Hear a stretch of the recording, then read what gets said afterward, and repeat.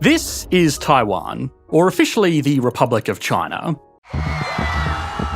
Taiwan is a fascinating experiment in terms of democratization. You've got a relatively liberal society. It's an island of less than 24 million people, and yet its economy is close to one of the top 20 in the world today. Today, Taiwan is one of the most prosperous countries in the world, and part of the reason that the People's Republic of China is trying so hard to discredit the country on the international stage is that this island serves as a clear demonstration of what the mainland could have been if it wasn't for the missteps of their government in the past, and even more recently. Adjusted for purchasing power parity, Taiwan is the 12th most productive country in the world, beating out countries like the Netherlands, Germany, Australia and Canada. That productivity has translated to extremely high living standards for Taiwanese citizens, who perform better on the Human Development Index than the United States, South Korea and Japan. China has long claimed the island of Taiwan as part of its own country. US intelligence believes it may be soon ready to invade. One major study found that in a blockade scenario, which would be short of a full invasion, well over $2 trillion worth of economic activity would be disrupted instantly. Hi everybody. Growth story of Taiwan is one of the most interesting case studies of the modern economies. Today, Taiwan is one of the most prosperous countries in the world, and it occupies an important position in the global economy. Taiwan is a tiny island in the Pacific Ocean with a geographical area of around 32,000 square kilometers. This area is even lesser than the area of state of Kerala in India. Despite its small geographical area, Taiwan is the world's 21st largest economy with a GDP of more than 890 billion US dollars. This GDP is much higher than the combined GDP of Malaysia and Singapore. Taiwan has the 6th highest forex reserves, next only to Russia. It has a forex reserve of $564 billion, which is even higher than that of Saudi Arabia. Not only this, today the entire world is dependent on Taiwan for their economic and military growth. Even global superpowers like USA, Russia and China are entirely dependent on this small island for the manufacture of the next generation technologies, which even includes their military technologies. Well, the question over here is, how come countries like USA and China are dependent on this small island for the military technologies? Why on earth is the island of Formosa so important to major powers like China or the US? What is it about this small territory that the mention of a world war even comes up? Well, the answer lies in semiconductors. Semiconductors are the electronic components needed to manufacture computers, airplanes, household appliances, cars, and, in short, any technology we can imagine. Semiconductor chips are the new oil in terms of our dependence on them. And one company pretty much has a monopoly. Nestled on the northwest coast of Taiwan, TSMC produces 92% of the most advanced chips in the world. It's one of only 2 companies that mass produces chips below 10 nanometers, the other being Samsung. Nanometer refers to the length of a transistor. Tiny switches, 10,000 times thinner than a human hair, that control electric currents. 1 nanometer is equal to 1/billionth of a meter. The smaller the transistor, the more that can be crammed together. The more transistors you have, the better the chip, and the more powerful your computer will be.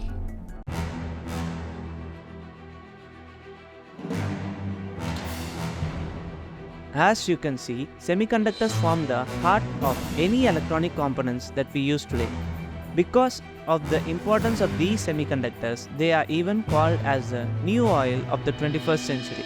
And you know what, guys?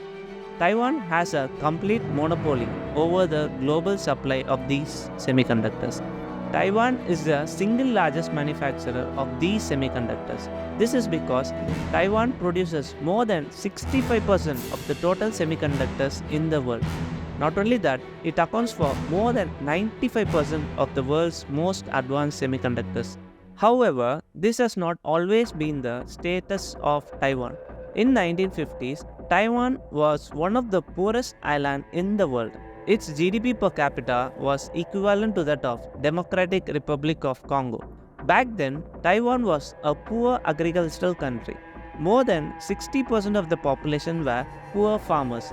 Other than this, Taiwan also faced some series of issues like high poverty rate, high unemployment, and overpopulation. And not just that, it did not have any strategic geographical location like Singapore, nor it had any deposits of natural resources like petroleum and natural gas. In spite of these issues and drawbacks, Taiwan went on from being just a poor agrarian island into one of the most prosperous nations in the world with one of the highest GDP per capita. So, the question over here is, how come a small poor island without any natural resources nor any geographical advantage grow into one of the richest countries in the world in just 4 decades? Not only that, how did a poor agrarian economy transform itself into a leader in semiconductor technologies? And finally, what are the important lessons for India to be learned from this growth story? This is a story that dates back to the World War II in the 1940s. As we all know, World War II was fought between two groups, the Axis powers and the Allied powers. The Axis powers comprised of Germany, Japan and Italy, whereas the Allied powers comprised of Britain, USA, USSR and China. During this period, Taiwan was under the control of Japan. Japan had been ruling the island from 1895. Under the Japanese rule, Taiwan was a prosperous island. However, after the defeat of the Axis powers, Japan handed over Taiwan to the Republic of China and left the island in 1945. When Japan handed over Taiwan to the Republic of China, Taiwan was in ruins. Taiwan's infrastructure was completely devastated. More than 70% of its roads, railways, power plants, and industries were destroyed by US bombings. Apart from this, Taiwan at this point was facing widespread poverty, high unemployment, and high inflation. Inflation was so high that the price of rice increased by more than 400%. Before Taiwan was taken over by Japan in 1895, it was an integral part of the Imperial China under the Qing dynasty. Hence, it was a homecoming moment for the people of Taiwan when Japan handed over Taiwan to China. However, just when people of Taiwan were hoping for economic and political support from China, hell broke loose for Taiwan.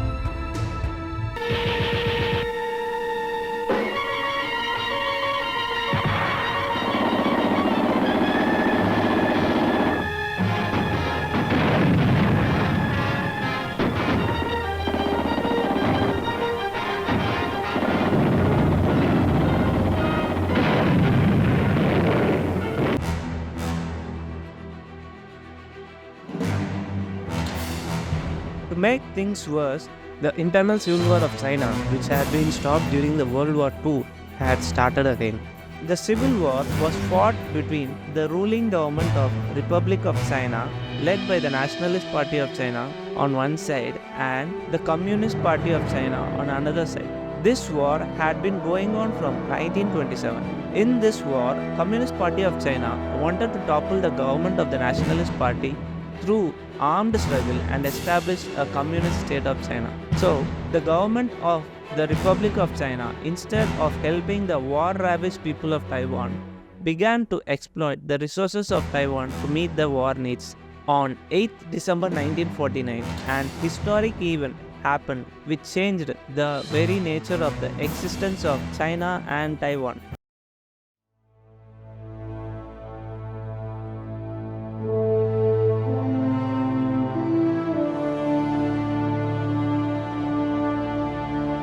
The Chinese Civil War came to an end on this day, where the government of the Republic of China, headed by the Nationalist Party, was toppled by the Communist Party of China.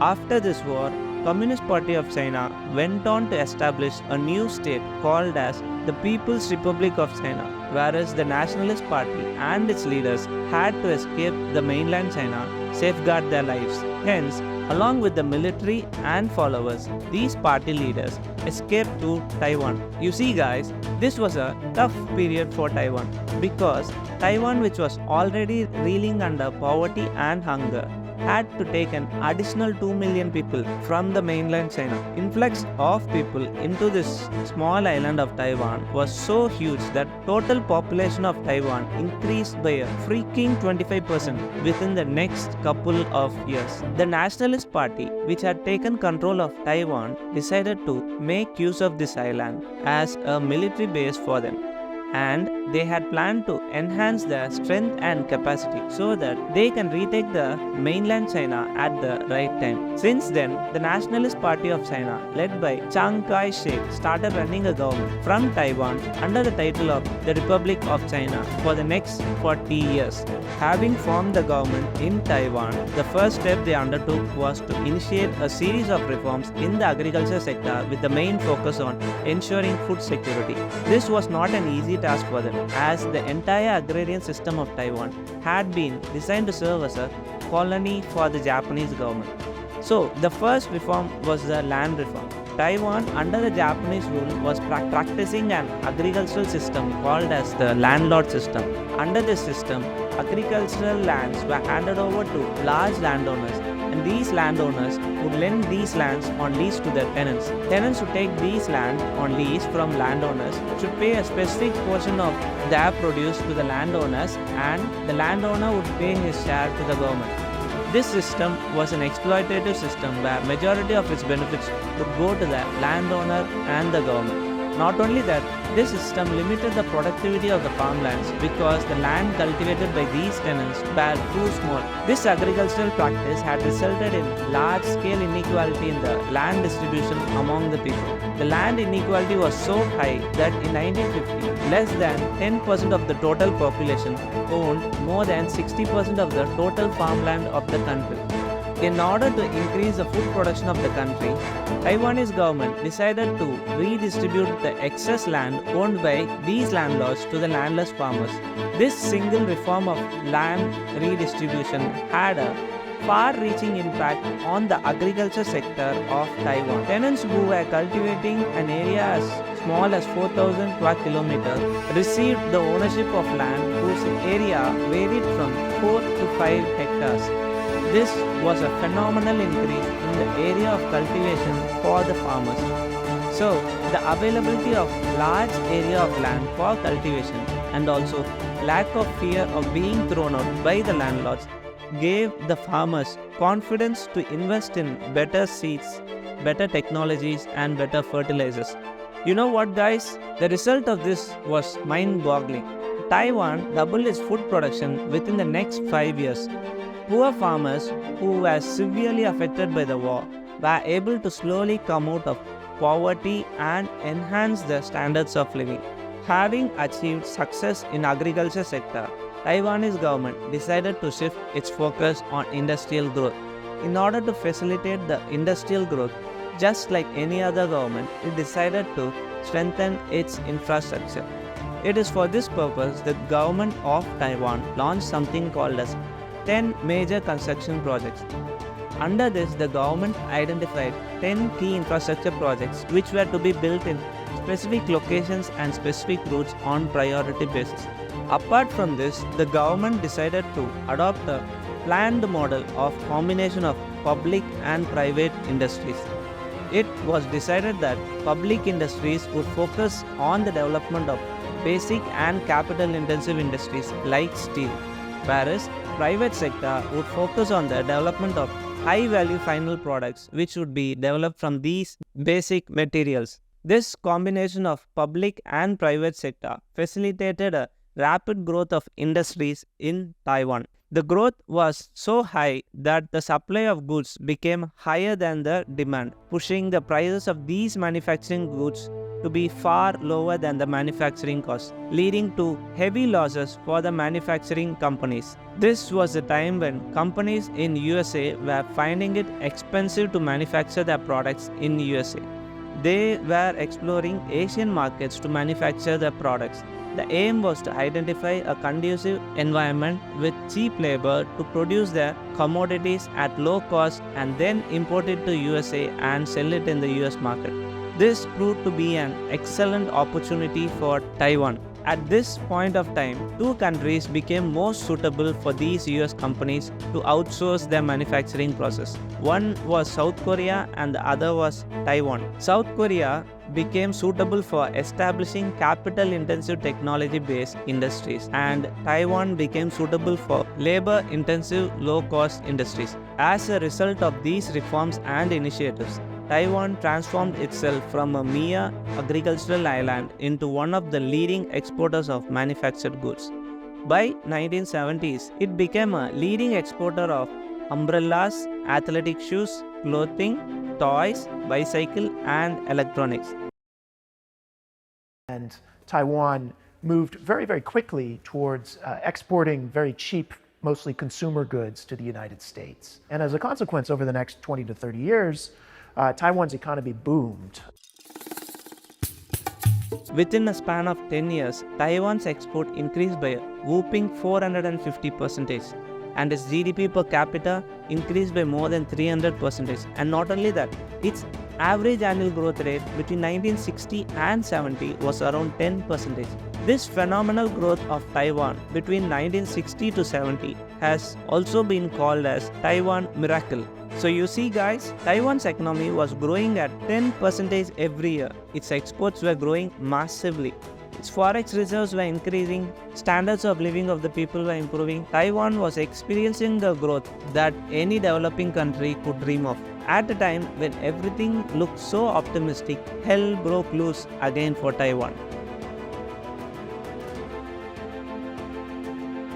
See guys, even though the Nationalist Party of China was overthrown by the Communist Party in 1949, until 1971, the UN seat of China was held by the Nationalist Government of China, which were being run from Taiwan. However, the UN General Assembly on October 25, 1971 passed a resolution declaring that Communist Party of China would be the sole representative for the entire China. Because of this resolution, the Nationalist Party of China was thrown out of United Nations. China was a founding member of the United Nations, one of the 50 countries present at the San Francisco Conference that established the organization in 1945. China had fought alongside the United States and the other Allied powers against Germany and Japan in World War II, and was governed at the time by an anti-communist nationalist regime. 4 years later, in 1949, the Chinese Communist Party took control of the country in the Chinese Communist Revolution. The national government fled to Taiwan and re-established itself there. But there was considerable debate and confusion as to whether the national government in Taipei or the communist government in Beijing should hold the Chinese seat in the United Nations and the Security Council veto power that went with it. In the absence of a definitive decision on the part of the United Nations, the nationalist government in Taiwan continued to hold the Chinese seat in the United Nations until 1971. The UN seat held by Myanmar today faces a similar issue. Following the military coup in February 2021 that resulted in the overthrow of the democratically elected government in Myanmar, but the seat continues to be held by the ambassador appointed by the democratically elected government rather than the representative of the current military government in Myanmar. At this point, you may ask, why didn't the Taiwan government again apply for a UN membership? Well, the answer is that new application for UN membership should be approved by the UN Security Council. China, being a permanent member, can easily veto any resolution that proposes inclusion of Taiwan into the UN. Because of this, since 1971, Taiwan has been diplomatically cut off from United Nations. This was a severe disaster for Taiwan because it not only meant that it could not access UN agencies like World Health Organization and World Bank, but it also led to immediate cutoff of diplomatic ties by many countries like Japan, Australia and Brazil. Can you imagine the situation of Taiwan, guys? No recognition from UN, no diplomatic relations with the entire world, and a vulnerable economy that is dependent on other countries for its energy security. So, the question over here is, with these many deadlocks, how the hell did Taiwan establish itself as a global supplier of semiconductors?